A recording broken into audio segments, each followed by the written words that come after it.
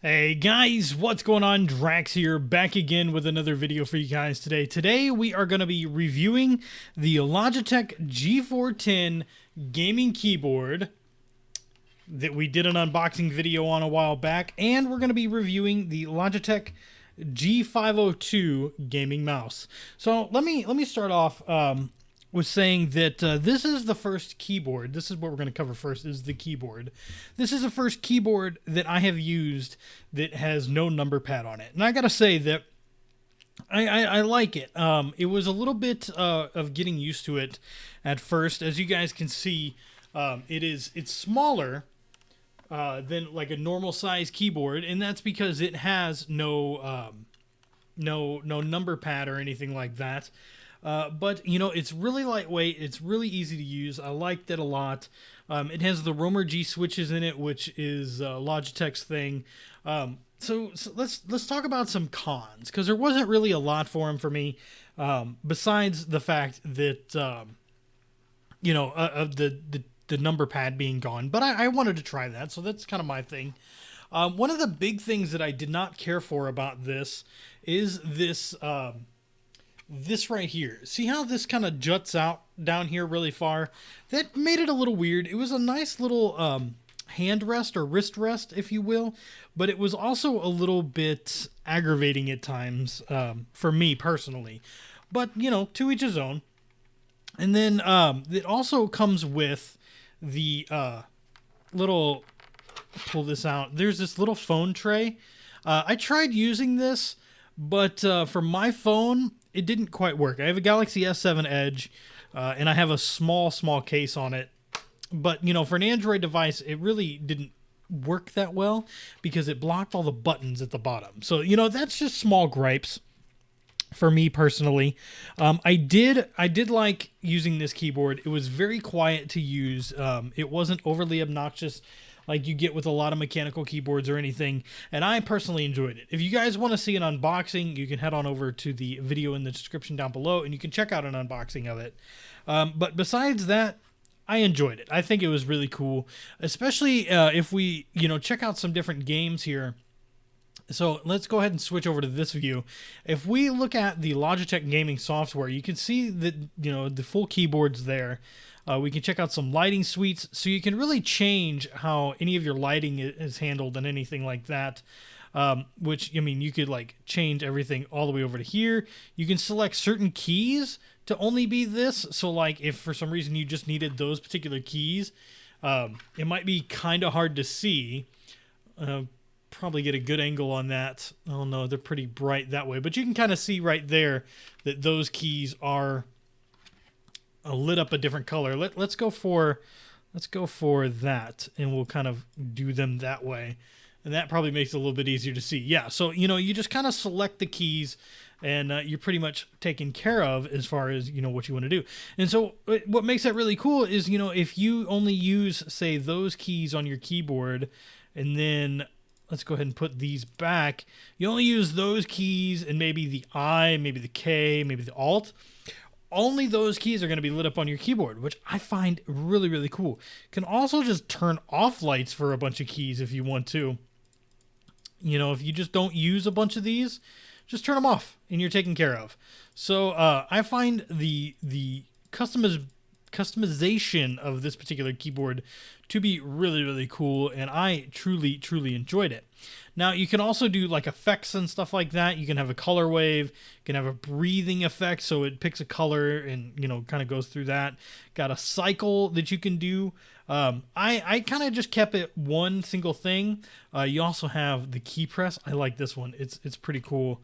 So you can see, you can see that it's I guess you can't see on the thing there, but it does work. Star effect, so check that out. You got some stars lit up. How cool is that?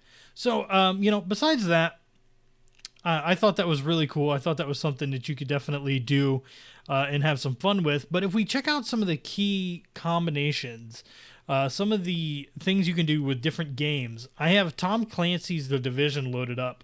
And if we go ahead and click on that, properties, Yeah, the Division. So whenever the Division opens up, it changes the way my keyboard works altogether. So let's go ahead and we are going to hit play on the Division. And we should be able to see here in a second kind of what it does. And I'll show you guys why I think this is so very cool with this keyboard. All right, so here we are in Tom Clancy's The Division, and we can kind of check out what my keyboard has defaulted to at this time. So I'm going to hold it up here, and you can see that there are all kinds of different color combinations here now. Let's go ahead and turn that off so you get a little bit better light. You can see that there's all kinds of stuff. So what's really cool about this is, you know, you've got all of your number keys are lit up that you have slots for. So I'm in number 1. Let's go ahead and hit number 1, and I can switch to that weapon and kind of watch this here for a second.